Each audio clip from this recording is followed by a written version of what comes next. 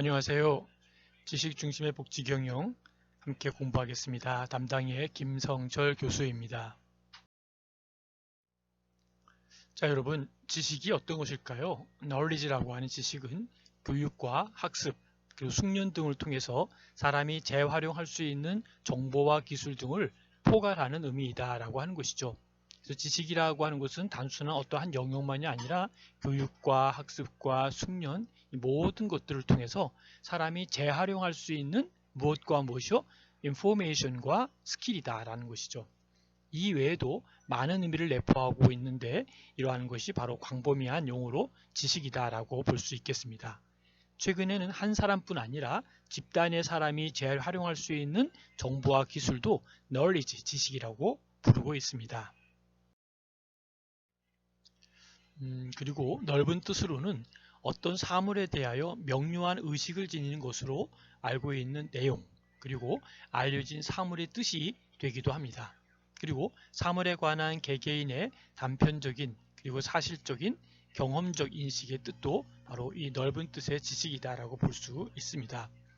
좁은 의미로 본다면, 즉 엄밀한 의미로는 주관적으로나 객관적으로나 확실한 의식을 지식, knowledge라고 말한다는 것이죠.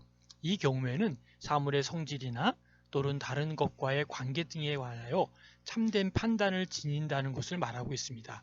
그래서 지식이라고 하는 것은 억설이나 또는 어떤 상상과는 달리 어떤 보편 타당성을 필요로 한다는 것이죠. 그리고 거기에는 바로 사고라고 하는 thinking이라는 작용이 곁들인다라고 볼 수 있습니다. 그리고 지식 중심의 복지 경영에서 볼 때 피터 드러커가 한 말을 우리 함께 기억해 볼 필요가 있습니다. 그는 그에 져서 1992년 자본주의 이후의 사회에서 처음으로 지식 기반 사회에 대해서 설명을 했습니다. 그는 이렇게 얘기를 했죠. 자본주의 시대는 이미 시대에 흡수되었으며 우리는 다음 체제를 준비해야 합니다.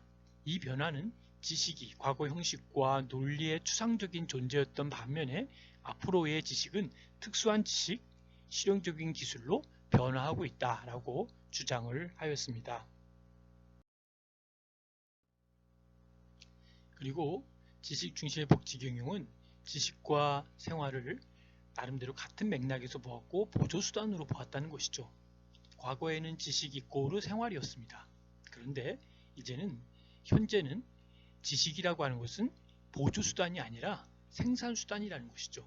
그래서 지식 근로자라는 개념이 탄생하게 되었습니다. 과거에는 지식은 어떤 생활의 보조수단만 되었고 그러나 지금은 하나의 지식 자체가 생산의 수단이 되었다는 것이죠. 그리고 이러한 근본 변화를 통하여 과거의 노동자의 자본가와 다른 개념의 근로자, 즉 지식 근로자라는 개념이 만들어졌습니다. 그리고 새로운 조직사회에서 어떤 한 분야의 전문 지식을 갖고 있는 지식인은 4년이나 5년마다 새로운 지식을 습득하여야 합니다. 그렇지 않으면 소유하고 있는 지식이 모두 진부한 것이 되어버려서 시대에 뒤떨어진 사람이 되고 맙니다. 왜냐하면 한 분야의 지식체계는 가장 심각한 영향을 미치는 변화는 원칙적으로 다른 지식 분야에서 비롯되기 때문입니다.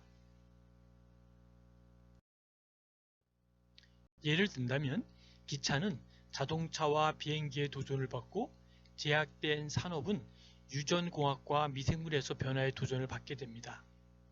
인생의 후반부, 이 세컨드 할프는 스스로 관리하는 사람은 당분간 소수에 지나지 않을지도 모릅니다. 그리고 인생의 후반부를 준비하는 데에는 전제 조건이 하나 있습니다. 그것은 인생의 후반부로 접어들기 훨씬 전에 그 준비를 시작해야만 한다는 것입니다.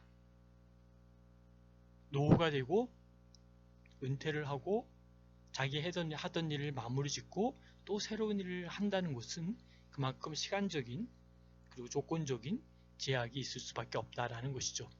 우리 끊임없이 미래를 준비하고 미래의 꿈을 이루어 나가는 것이 오늘 here and now에 해야 할 일이다라고 볼 수 있습니다.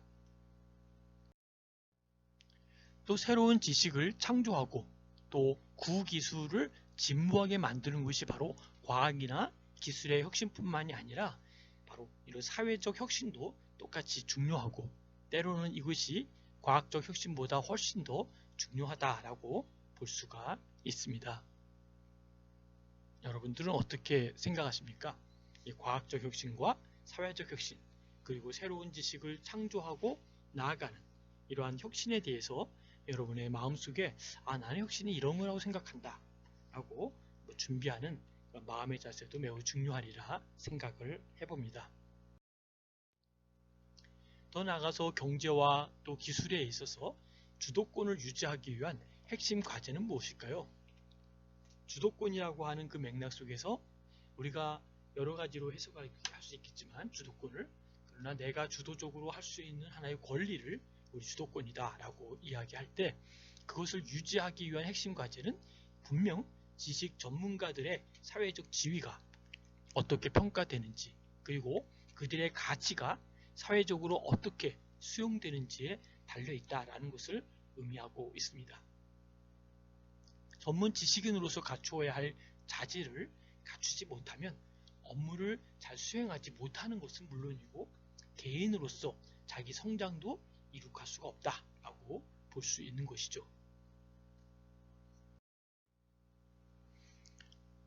정보혁명에서 전자상거래가 수행한 역할은 바로 이런 산업혁명에서 철도가 수행한 역할과도 같습니다. 둘 다 아주 새롭고 유례가 없으며, 그리고 전혀 상상하지 못했던 것입니다.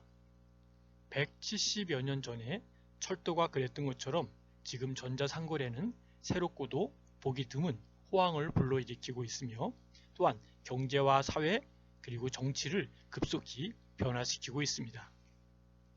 그만큼 지식이라고 하는 것은 놀라운 것이고, 지식이라고 하는 것은 엄청난 변화의 큰 하나의 축을 만들었습니다. 우리가 생각하는 그 지식이 이제 우리의 생존과 우리의 삶에 없어서는 안 될 가장 중요한 포인트라는 것도 꼭 기억하시기 바랍니다. 철도가 창조한 새로운 심리적 지리로 인해 인류는 거리상의 격차를 극복할 수 있었습니다. 전자상거래가 창조한 심리적 거리는 아예 멀다라는 개념 자체를 사라지게 했습니다.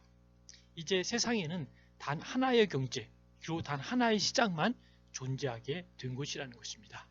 얼마큼 많은 변화가 있었습니까? 우리가 상상을 초월하는 이러한 새로움, 상상을 초월하는 이러한 놀라움이 우리의 삶 한가운데 우리와 함께 하고 있습니다. 그것이 바로 지식이라고 하는 채널을 통해서 들어오고, 지식이라고 하는 채널을 통해서 만들어지고, 지식이라는 채널을 통해서 창조된다고 생각할 때, 우리는 이 창조적 지식, 우리가 갖고 있는 지식이 곧 어떠한 역할을 할지는 놀라울 만큼 스스로도 경이로움을 깨닫게 될 것이라고 봅니다. 전자상거래는 이제 경제와 시장, 그리고 산업구조, 더 나아가서는 상품과 서비스, 그리고 그 유통, 소비계층의 세분화와 소비자의 가치관, 그리고 소비의 행위, 더 나아가서는 직업과 노동시장 등의 심각한 변화를 불러오고 있습니다. 그러나 전자상거래가 불러온 더 큰 변화는 바로 사회와 정치 분야, 그리고 무엇보다도 우리가 세상을 보는 관점과 그 세상 속에서 살아가는 우리 자신의 변화일지도 모릅니다. 우리가 생각하는 전자상거래, 우리의 상상을 초월하는 놀라운 일들이 지금도 변화를 일으키고 있고, 변화 속에 우리는 큰, 어떻게 보면 충격을 받을 수도 있고, 우리는 큰 놀라움을 계속 경험할 수도 있을 것입니다. 우리가 생각하는 그 놀라움, 우리가 생각할 수 있는 그 놀라움이 바로 우리 한가운데 지식과 함께 만들어지고 있다는 것. 그래서 우리는 끊임없이 공부하고, 끊임없이 배워야 되고, 끊임없이 그 지식 속에서 ing형으로 나아가는 그 지식에 우리는 함께 동승하고 함께 나아가야 될 것이라고 생각합니다. 그리고 새로운 유통 채널은 바로 고객을 바꾸고 있습니다. 어떠한 유통 채널을 통하느냐에 따라서 그 고객이 A로 갈 수도 있고 B로 갈 수도 있다는 것이죠. 지식을 중심으로 하는 기반 사회를 설명하는 데 있어서 피터 드러커는 아주 중요한 이야기를 하고 있습니다. 드러커는 이렇게 얘기합니다. 성실한 습관을 가진 것이 가장 중요하다. 성실한 습관, 이것이 곧 그의 미래를, 그의 운명을, 그의 삶을 좌우한다는 것이죠. 수많은 과업을 해결하는 데 있어서 가장 중요한 것은 끝내고자 하는 의지가 몸에 익은 습관이다 라고 하는 것이죠. 그래서 얼마나 좋은 습관을 가지느냐에 따라서 지식근로자의 미래에 내놓을 수 있는 결과가 달라지는 것이라고 볼 수 있습니다. 우리는 어떠한 습관을 갖고 있습니까? 그 습관은 우리의 운명이 될 것이고 그 운명은 우리의 미래를 보여주는 것이라고 볼 수 있습니다. 여러분 어떻게 생각하십니까? 지식 중심의 복지 경영 매우 의미 있고 중요하다고 생각하지 않습니까? 지식 근로자는 추상적인 작업을 하기 때문에 항시 목표가 있어야 하고 결과로서 남에게 보여줄 수 있어야 된다는 것이죠. 왜냐하면 내가 한 결과가 남들도 그걸 보고 인정해주고 또 그를 따를 수 있고 그에 대한 결과에 따른 무언가의 의미를 부여하기 때문인 것이죠.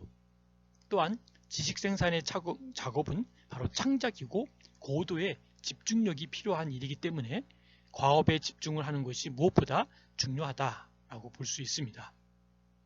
여러분의 미래는, 여러분의 삶은 어떻게 준비되고 있습니까?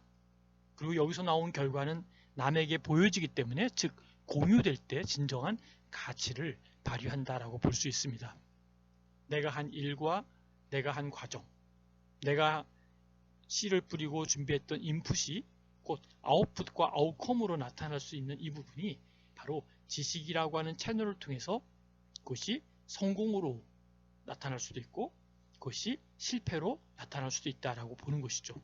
그래서 공유라고 하는 가치, 이러한 진정한 가치를 만들고 나아가는 것이 매우 중요한 포인트다라고 볼 수가 있습니다.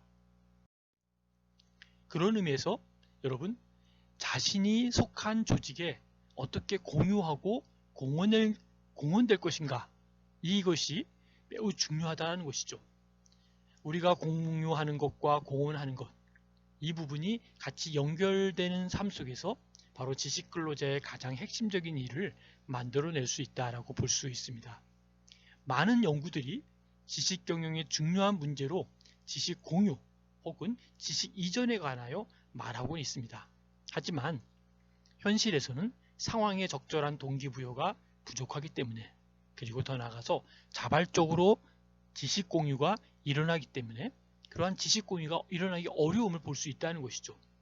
그런 맥락에서 복지의 영역도 끊임없이 바로 연구와 노력, 그리고 변화하는 사회 속에서의 노력과 지식 중심의 노력이 절실히 요구되고 있다라고 보는 것이죠. 여기서 우리 한번 생각할 것 중에 하나는 공유라고 하는 것을 어떻게 만들 것인가, 그리고 이 문제를 지식에 대한 공유를 하기 위해서 어떻게 우리가 할 것인지 한번 이 시간 스스로에게 자문을 해보면 좋을 것 같습니다. 여러분이 알고 있는 지식, 여러분이 알고 있는 그 히어링 하트라고 이야기할 수 있는 지혜, 이것을 어떻게 공유할 수 있을까요? 또 어떠한 채널을 통해서 공유할 수 있을지, 그 각 영역은 다를 수 있고 분야도 다를 수 있습니다. 그러나 공유하는 것만큼 그 영향력이 더 커질 수 있다는 것이죠. 만일에 내가 A라는 지식을 나만 알고 있다면 나 혼자는 그 지식을 터득하고 활용할 수 있을 것입니다. 그러나 그 A라는 지식을 나 아닌 100명, 1000명, 10,000명, 100만 명이 알고 있을 때 그 지식의 증폭은 이루 말할 수 없을 정도로 크고 놀랍고 엄청난 아웃풋이 나타날 수 있다는 것이죠. 내가 알면 내가 아는 것만큼 그 바운더리가 내 안에 갖추게 되고 나만 그 부분에 대한 공유를 할 수 있지만, 그 내가 알고 있는 나름대로의 기발한 아이디어와 전략과 그 지식, knowledge라는 것이 100만 명, 1000만 명 그 이상의 모든 인류가 알고 있을 때 그 속에서 나오는 결과의 에너지와 결과물은 말로 형용할 수 없을 만큼 엄청나다는 것이죠.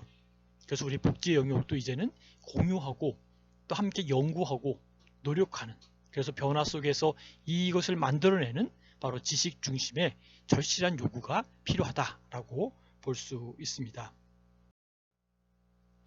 네, 여러분, 경청해 주셔서 감사를 드립니다. 수고하셨고요. 질문은 카톡으로 남겨주시고 수업은 여기까지 하도록 하겠습니다. 수고하셨습니다.